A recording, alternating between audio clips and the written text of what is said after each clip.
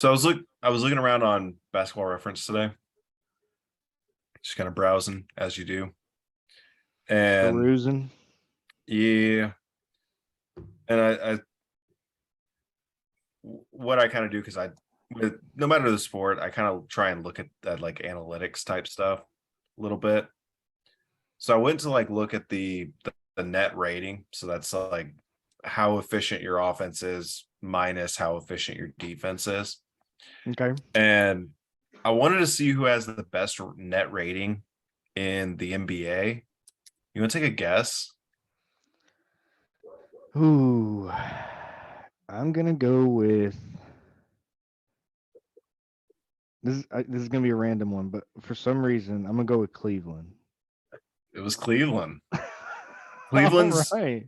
Cleveland's net rating is 6.1 plus 6.1.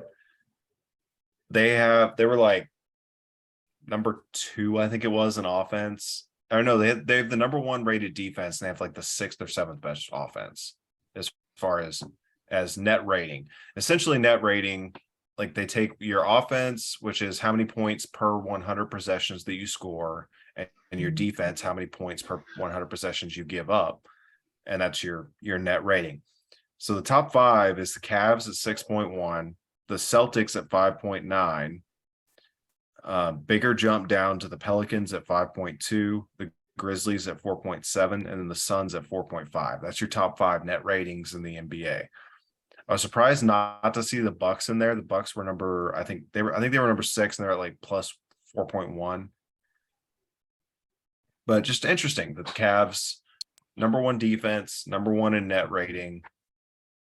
Like that team is Yeah, put together really well. The pieces they're just playing fit. well. Yeah, Donovan Mitchell is actually thriving so far over there. Mm-hmm. They were able to beat the Mavericks the other night and pretty sound. Well, they actually played them twice this week since we've spoke. Um, and I think they went 1-1, or no? Shit. Of course, my own team. Yeah, no, Yeah, Cavaliers won both of them. That's right. And the second one though was the second night of a back to back for the Mavs, and they sat like 5 guys, and we actually took it to overtime. Kemba Walker had like 29 points, so that was actually kind of a good sign for the Mavericks. But right. no, I am definitely surprised that it's Cleveland. I just threw that one out there just because you asked the way you Because of the asked, way that I and asked, yeah. yeah, and so I was like, it's got to be somebody that I'm not expecting. And then of course I just saw them beat the Mavs twice, and they're on a 4-game win streak. They're 7-3 in their last 10, which is I think third best in the NBA in their last 10 right now. Sounds So about I right. mean, yeah, they're playing well. I even admitted it last episode, but I'll say it again. I was wrong.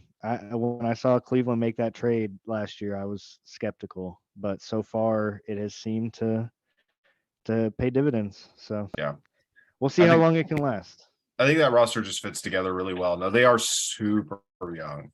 They are Right. so young. So I still don't think that they can win a title right now, but I think they might be able to in the next couple of years. I mean, I they could really knock some do. people out. That's definitely a team to not want to have to play in the playoffs, just Absolutely. because it could happen. I mean, the best thing to happen to the East for like young teams like that is that LeBron left. So I mean, Yeah. that kind of opened things up a little bit more. Yeah. Speaking of LeBron, Davis is going to be out for the next month. Ugh. And like at this point, if you're the Lakers, like I'm not sure you even try and trade Russell Westbrook because you're going to have to attach a pick or two. I think you might just punt this season with I'm Davis out kind for of the next almost with month. you. I'm kind of almost with you because that's been the story of their season for. I mean, even the bubble year, they got lucky. We even talked about it already. LeBron is not the only one that benefited from having a short season. Anthony Anthony Davis Davis. definitely benefited from that as well. And because he hasn't been able to play a full season like since he was in New Orleans. Like, I might be insane. I might be insane. But if I'm the Lakers, if I'm running that team, I get to the offseason and I start calling teams around the league like, hey, you want LeBron? You want Davis? I'm right You there want with you. anybody? You want anybody on my roster? Because I'm open for business. Yeah, right now with the way that they did business, they almost not necessarily like the Rams trying to win the Super Bowl last year, but in a way, when they went all in to go ahead and win it in the bubble, they really have lost everything. Like it's to the point where like it is almost just implode, get rid of Yeah, everything, and clean house and start fresh. I mean, it's almost to that point again. We'll see. We'll see if they decide to make any moves this year yeah. and see if they want to still compete. But I would right I would be now, there already. I mean, they're already sitting at 12th in the West, and they're missing Davis for the next month. LeBron can't carry you anymore. He no. can't. He's too old to be carrying teams in the regular season. He They could got probably some still do it surprise in the playmakers though. I playoffs. mean, Austin Reeves, he's actually quite a baller. The only reason I know a little bit more about him is because Jonah is such a big OU guy, and he actually went to OU and was stoked that he ended up going to the Lakers because he's learning a lot from LeBron. And you can even see it. Like LeBron sometimes has yelled at him a few times because he's a young guy, but he's won a few games for them with some clutch shots. I want to say he's had a couple 30-point games for them already. They've got some young guys that can play, but yeah, LeBron's can't be that guy anymore. He just can't. Like it's just physically not He can't capable. he can't do it night in, night out. He just No, can't. it's Nobody just not. can at his age. Well, Nobody. that's honestly becoming a problem in the NBA. I mean, they're doing load management so much now because there's so many back to backs and stuff, and like that's going to bring up an issue where do we have to change this format because half the stars aren't even playing all the Yeah, I mean, games. I think even if you lower the number of games, like say you go from 82 down to 72, I think you'd see the Stars probably play the same percentage of games. I mean, you might be right. There might not be anything we can do about it at this point. It Like just kind of it's kind of a byproduct of having so many teams make the playoffs is that you can get away with load management yeah, because that's true. more than half the league is going to make the playoffs. So as long as you Maybe have that your is the star for answer. 50 games, you're going to get in. I mean, 20 teams make at least the play in. I know 20 out that's of 30. insane. I can't believe they still have that. I I, I didn't even like think about it really. I mean, I know we talked about it back when we started this thing and we had the playoffs going and stuff. But man, I'm honestly surprised that they still have the play in with only having 30 teams in the NBA. Yeah, I think it's helped the end of the season because fewer teams are just outright tanking at the end of the season. But it definitely doesn't help with the load management. Now, if you like, let's say the NBA decided to do baseball style postseason where it's 12 teams. That's what baseball is right now. 12. I know it I changed think this year. so. It's 12. Yeah. Let's say they decided to do 12 teams instead of 20. No play in, 12 teams instead of 20 have a shot at making the playoffs. I don't think you have the load management that guys do right now Yeah, because you don't you have have to the be top luxury six. to toss games or to No, just. Yeah, that's true. That is a like, very good point. so I don't know. Yeah, because right now, if you want to look at it, the 10th seed in the Eastern Conference is Toronto at 13 and 18. That's Not great. awful. Not Now great. that is a little bit different out west. Out west, it's 15 and 15 at the 10 seed, um, and that's Minnesota. And so the West is actually pretty stacked right now. Pretty top heavy. Well, not top heavy. I mean, there's just a lot of good teams. It's going to It's just pan out. deep. It's very Yeah, deep. and so it does make a little bit more sense out west, which is funny because it was the opposite at the end of the year last year, where the East was like more of like, okay, these playing games deserve it, but the West was like, no, New Orleans does not deserve to even be in this at all. So, but it's the opposite this year. But I mean, that is way too many teams to make the playoffs. I think that is probably the fix, because like you said, you wouldn't have the luxury just give up certain games just because you want to rest some guys. So you're right. I think that's a good point. But obviously, we're not going to be able to change their minds. No. I mean, that's if you want to fix the regular season. I'm not sold that the NBA actually cares about the regular season. I know that they don't. I mean, the playoffs Because are basically the second season. They have people like you and me. I mean, we're guilty of it that don't even really pay attention until December, until like Christmas time almost. So I yeah, mean, it's become more or less the playoffs are really the season. yeah. That's why And you everything just in don't the want to be one of those teams on the bubble.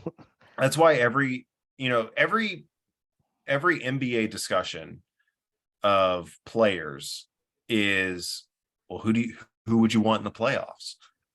You don't have those discussions in baseball. You don't have those discussions in football. It's like, who's the better player? And in the NBA, it's no, who's the better playoff player? Because it's different. It's just so different. The game is different. It's faster. It's tougher. The Well, and the other defense is ones, much harder. to your point, you're not focused on who you might want to play in the playoff. You're just focused on making it. You just have to Right. focus on making it. Like in Yeah, the you just have to get NBA, in. you can kind of figure out who you'd rather play and Mhm. that kind of stuff. You're right. I didn't even think about it like that, but But, they got to fix something. But I mean, like I was saying, the West right now has been pretty stacked. The difference between 10-1 is 4.5 games. So I yeah, mean, there's going to be some fun games out west, even in the early regular season, which is what I'm calling what we're getting into right now. the early regular season. Yeah, Yeah, and then the East is pretty. Ugh, 9 games separate the 10 seed and the 1 seed out east. But yeah, when you look at those teams up top, I mean, Brooklyn's even been on a roll lately. They're 9-1 in their last 10. They're on a 6 yeah. game win streak. The So Knicks have won like 7 in a row too. they've won 7 in a row as well. They're 8-2 in their last 10. So there's definitely some good teams in the East, and I think it's starting to pan out a little bit more, but still not quite there. We're gonna Yeah, see if and New that Orleans can keep playing at this rate, if Memphis can keep this up, because I mean Memphis was, what did they end, the 2 seed last year? So Memphis, they were the 2 or 3. I can't I remember. want to say the 2. So I mean this isn't unfamiliar territory for them. They actually just took over the 1 seed over New Orleans, I believe, yesterday. Yeah. So, Just did you see what Joker did yesterday? ooh, that's right. It wasn't it like 50 points and like 23 boards and 10 So assists. it was 40 points, 27 Oh rebounds, my god. 10 assists. Oh shit. He's the first guy to have at least 35 points, at least 25 boards, and at least 10 assists That's since insane. since some guy named Wilt Chamberlain in 1968. That's that rookie of the year guy. That's a rookie of the year guy, yeah. That is the first one to Damn, do that since 1968. And he's the first guy to do that while getting 40 points. dude. That's Like insane. an insane night. His last 5 games, he's averaging 34, 15, and 9.8. So basically 10 assists. Man, Again, he was like, quit talking 34 about Giannis and Luca. I'm the MVP, bitches. Like, again. geez, dude, that is Now, insane. I he's won back to back already. Nobody's won 3 straight since Larry Bird in the 80s. But he's Dude, making a good run at it so far. And then I do have a beard of the week candidate. okay. So Brio Beardscape Beard of the Week, Joel Embiid. Okay. So this was a little more than a week ago that he dropped 50. Dropped 50, I think, last Sunday. In his last 6 games, he's averaging 38, 10, and 4. 38. Yeah, he's scored 30 points 6 games in a row he scored at least 30. Damn. And one of those was a 50. And he's just been Good Lord. absolutely balling out and, dragging the Sixers up the standings a little bit. Yeah. And he's got a decent beard on him, All right. I always liked Embiid. He talks trash, but fun. I love Embiid. He's just we don't have big guys like Embiid anymore, really. True. And so I do really, really love Embiid. I wish he had a different coach. I know I have to bring it up every time. I just wish he had a different coach. Until Doc Rivers is out of the league, you will always say stuff like that. It's just part of it. He's just not a good coach. He's just not. Putting him and Harden together is like the worst possible combination for playoff success. Oh yeah. We'll see. We'll see. But Yeah. no, you did say about however many games that he scored 30. I want to say, I could be wrong, but I believe I heard that Luka has scored less than 30 in only one game this year. Yeah, I didn't look that up. I could be wrong. I believe I heard that though, and it sounds about right because I know there for a little while he had the most games to start a season with over 30 points. Right. Now So, Embiid does lead the league in scoring average. He's scoring, I think, like 33 a game or something like that. Then he just jumped Luka because Luka was leading there for a little bit. Let's see. So yeah, Joel Embiid 33.3 and Luka is 33.0. So, and then surprising number 3. Any guesses, or are you looking at it? For number 3, Yeah. Shai Gilgeous-Alexander. You are looking at it? No, I saw it earlier. Oh, okay, yeah. He is 31.2. That's actually a little that's surprising. But then Giannis, and then of course KD's right there, which is why the Nets have actually been playing pretty well because KD is still one of the top scorers on the planet. Yeah, and didn't Kyrie hit a game winner last night? Ooh, I didn't see that.